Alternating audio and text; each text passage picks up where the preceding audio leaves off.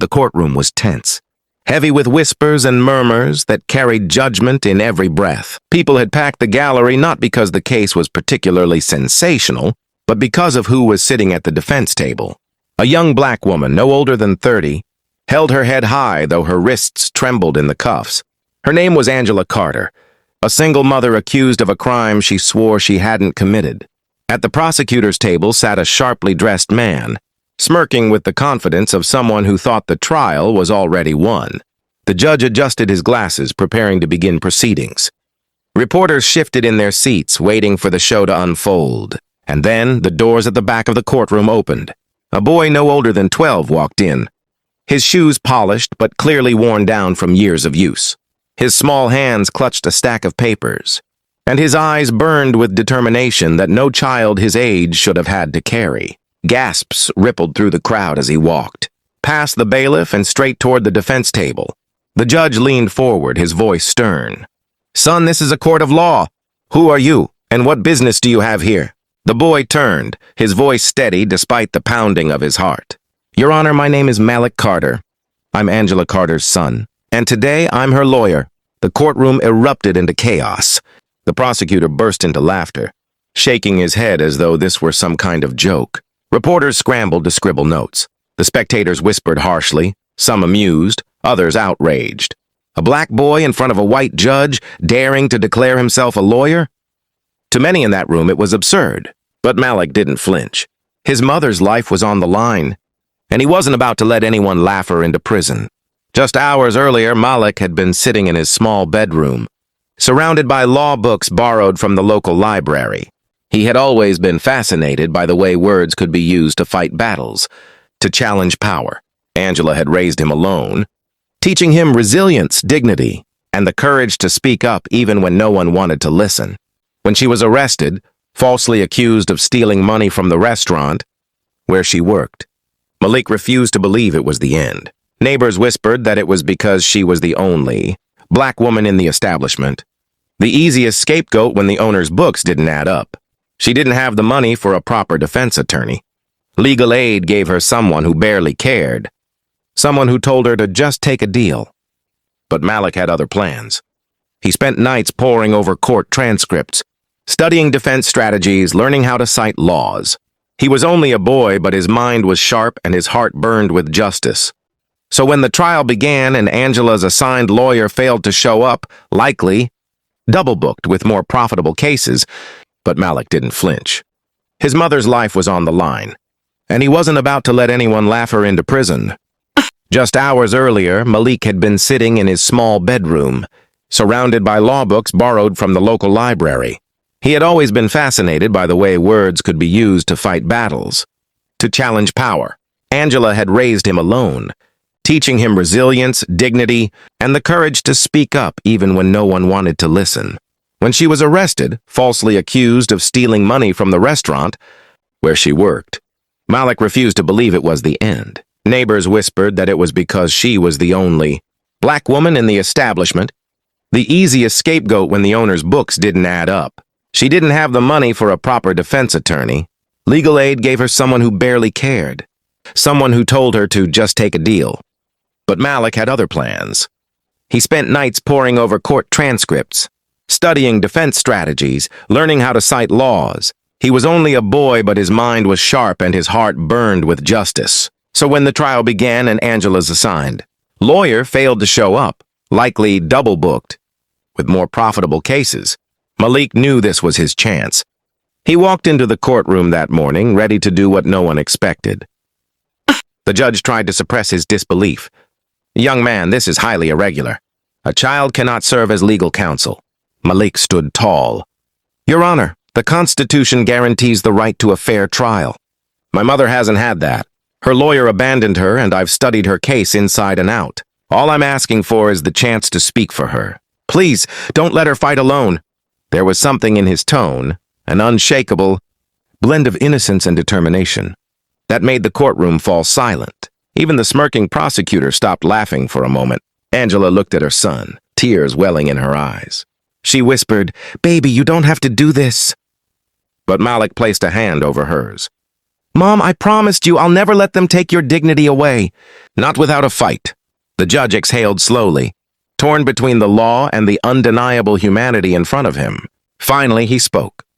Very well, I cannot officially recognize you as legal counsel, but I will allow you to speak. Under my supervision, the court will hear you out. Gasps filled the room again.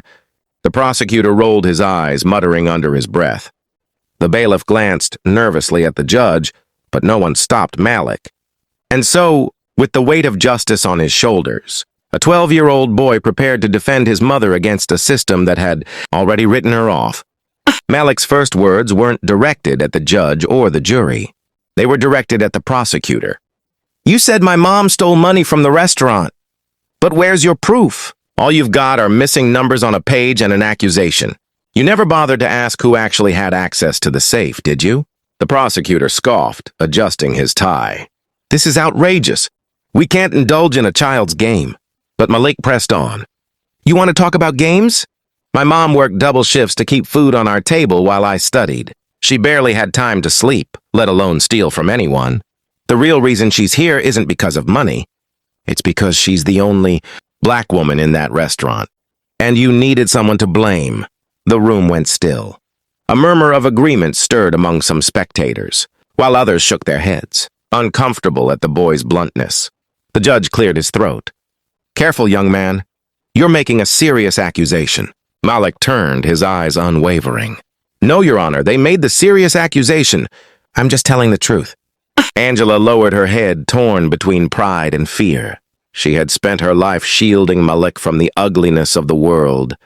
But here he was, standing tall in front of it, refusing to be silenced. The prosecutor tried to dismiss him, but Malik wasn't done. He laid out inconsistencies, pointing to documents he had copied by hand, highlighting gaps that no one else had cared to notice.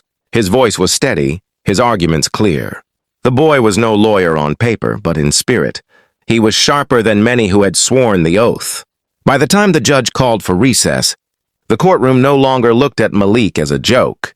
Some whispered that perhaps, just perhaps, he was on to something. Angela hugged her son tightly, whispering, You've already done more for me than I ever dreamed. Malik, but be careful. They won't like being challenged by someone who looks like you.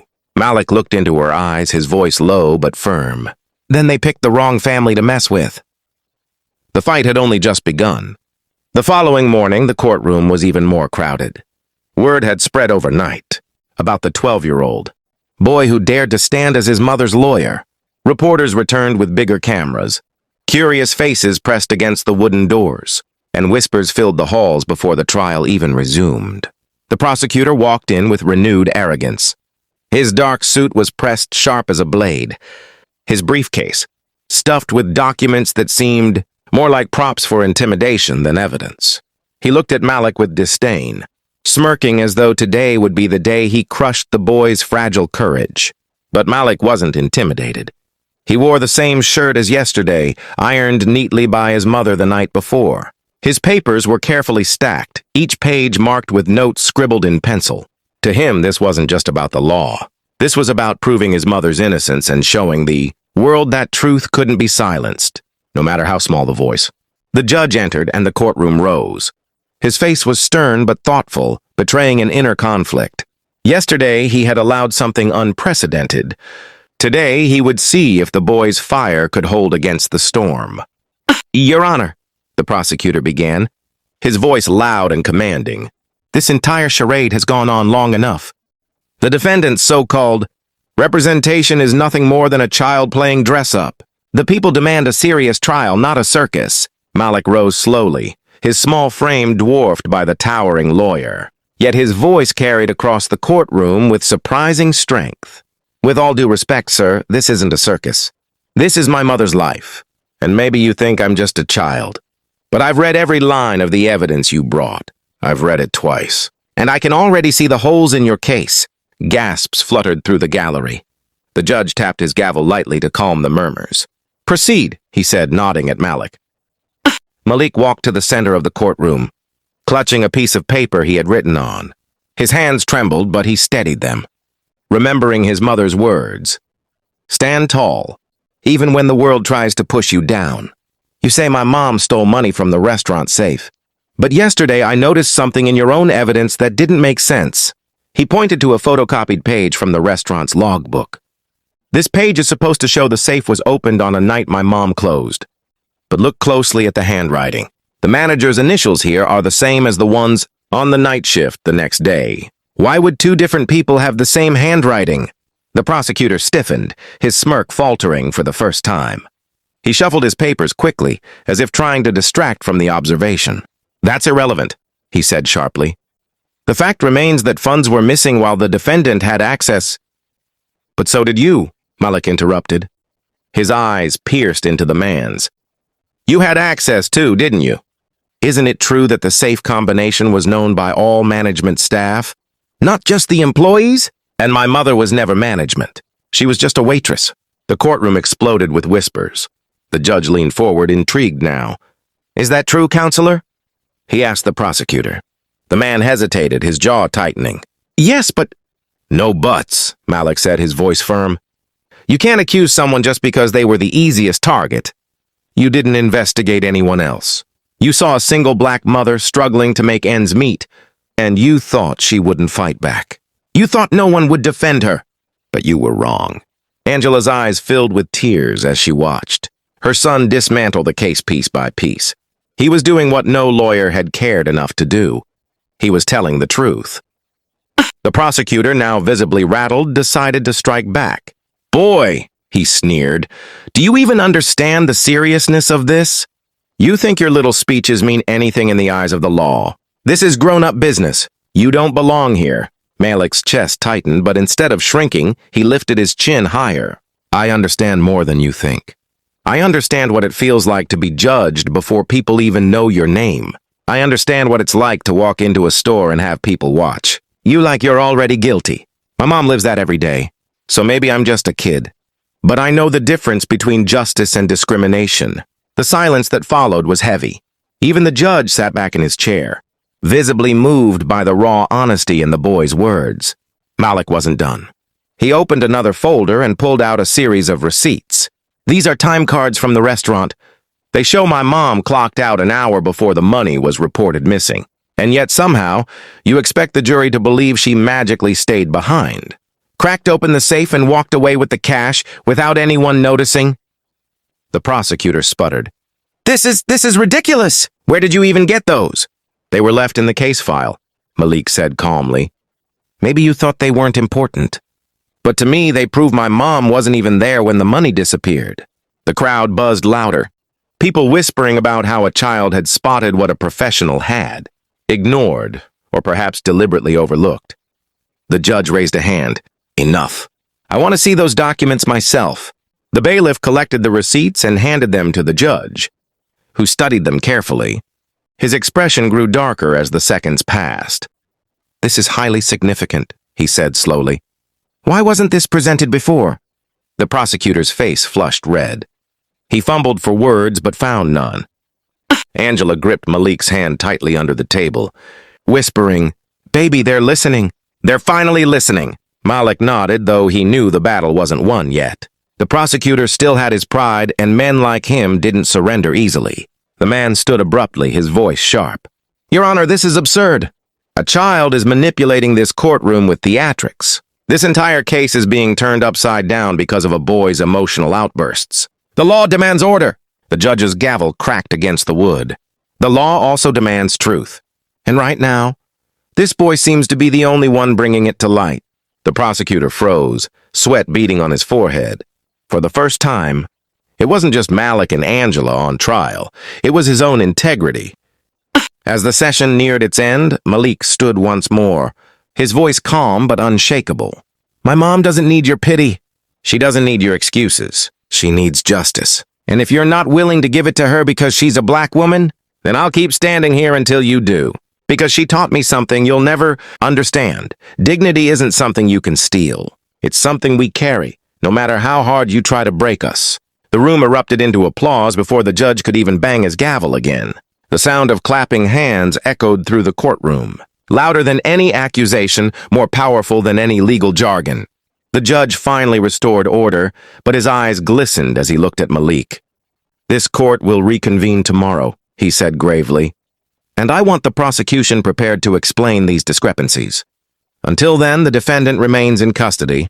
But know this court takes these revelations very seriously." Angela's heart swelled with pride as she embraced her son. The crowd outside buzzed with anticipation. Reporters shouted questions, cameras flashed, and people whispered Malik's name as though he were already a legend. But inside, Malik knew the hardest fight was still ahead, because exposing the truth was only half the battle. Getting the system to accept it, that was where real justice would be tested. And tomorrow, everything would come to a head. The next morning, the courthouse was overflowing. Reporters camped outside with their cameras, the headlines already blazing across local news. 12-year-old defends his mother in court. Boy lawyer challenges system. Child versus justice, who will win? Inside, the air was charged with anticipation. Angela walked in escorted by guards, her hands trembling slightly from nerves. But beside her was Malik, his chin lifted high, his papers tucked under his arm, his determination unshaken. When the judge entered and called the court to order, silence fell like a heavy blanket. The prosecutor looked different today, his face pale, his eyes darting nervously. Gone was the cocky smirk. He knew the world was watching. The judge leaned forward. "Counselor," he said to the prosecutor, "yesterday this boy raised serious questions about your evidence. I expect clear answers today." The prosecutor cleared his throat, fumbling through his papers. "Your Honor, the receipts in question, well, they were overlooked. But the state maintains its position that the defendant had opportunity and motive." "Motive?" Malik's voice cut through the courtroom. He rose, clutching a folder. "You mean because we're poor? Because we struggle to pay rent? That's not motive. That's survival. And if poverty is a crime, then half this city should be on trial." The courtroom buzzed. The judge gave Malik a small nod, allowing him to continue. Malik stepped to the center again, his voice calm but firm. "I found something else last night. Something you didn't want anyone to see." He pulled out a stack of photocopied pages, the restaurant's payroll records. These records show that money had been disappearing for months, before my mom was even hired at the restaurant. So how could she be responsible? The thefts didn't start with her. They started long before she was there. The crowd gasped. Angela covered her mouth, tears filling her eyes. The prosecutor froze. His eyes darted across the documents, searching for an escape route. But Malik wasn't done. "And there's more," the boy said, his voice trembling slightly with emotion. "The only people who had access to the safe during all those months were the managers. One of those managers is the same person who accused my mom." He pointed the finger at her to cover his own tracks. The room erupted again. The gallery shouted, reporters scribbled furiously, and the judge had to slam his gavel several times to regain order. The prosecutor stammered. "That's circumstantial at best." "These are the words of a child." "No," Malik interrupted sharply. "These are the words of the truth. The truth doesn't care if it comes from a child or an adult. The numbers don't lie. The dates don't lie. You just didn't care enough to look." The judge's voice thundered. "Enough!" He looked at the prosecutor with steely eyes. "Do you have any explanation for this pattern of theft?" The prosecutor swallowed hard, but no words came. For the first time, the mask of control had completely shattered. Malik turned toward the jury, his young voice quivering but full of fire. "My mom has worked her whole life to give me a chance. She scrubbed floors, carried trays, worked late nights, all so I could study, so I could dream. And now, because she's a black woman with no money, she was the easiest person to blame. They thought no one would defend her. But I'm here, and I'm not asking for pity. I'm asking for justice. Because if you let this happen to her, then it means it can happen to anyone." The words hung in the air like thunder. Jurors shifted uncomfortably, some wiping their eyes. Even the bailiff, stoic as stone, looked down to hide his emotion. Angela wept quietly at the table. Never had she felt so seen, so defended. Her son wasn't just fighting for her freedom. He was fighting for her dignity. After hours of deliberation, the jury returned. The room was silent as the foreman stood, holding the verdict in trembling hands. "In the case of Angela Carter, we the jury find the defendant not guilty." The courtroom exploded. Reporters shouted, people cheered, and Angela collapsed into her son's arms, sobbing uncontrollably. Malik held her tight, whispering, "I told you, Mom, I told you they wouldn't take you from me." The judge's gavel banged loudly, but there was no silencing the celebration. Even he allowed a faint smile to cross his lips before addressing the courtroom. "This trial has been unlike any I have ever presided over. Today, we witnessed not just the defense of a mother, but the courage of a child who reminded us all of the true meaning of justice. Court is adjourned." Outside, the courthouse steps became a stage. Reporters crowded Malik, microphones thrust in his face. "Malik, how did you do it?" "Where did you learn all of this? What do you want to be when you grow up?" Malik looked into the sea of cameras, his mother's hand gripping his tightly. He spoke with the same quiet conviction that had carried him through the trial. "I just wanted to protect my mom. She's my hero. She taught me that dignity is worth fighting for, even when the world tries to take it away. If that makes me a lawyer, then maybe that's what I'll be someday." The crowd cheered, the cameras flashed, and the story of a boy who stood against the system traveled far beyond that courthouse. Weeks later, Angela returned home, free at last. Life wasn't magically perfect. The bills still came. The struggles remained, but something had changed. Neighbors who once whispered doubts now looked at her with respect. Malik walked taller at school, no longer just the quiet boy in the back of the classroom, but the child who had taught an entire city a lesson about courage. One evening, as they sat on their porch watching the sunset, Angela pulled Malik close. "You saved me, baby," she whispered. "But more than that, you saved us both. You showed the world that we won't be broken." Malik smiled, leaning against her shoulder. "No, Mama, you saved me first.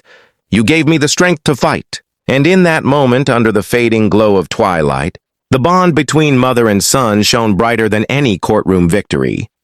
The world would move on, as it always does. New headlines would replace old ones. But for Angela and Malik, the lesson remained: justice isn't given, it's fought for. And sometimes, it takes the smallest voice to make the loudest difference.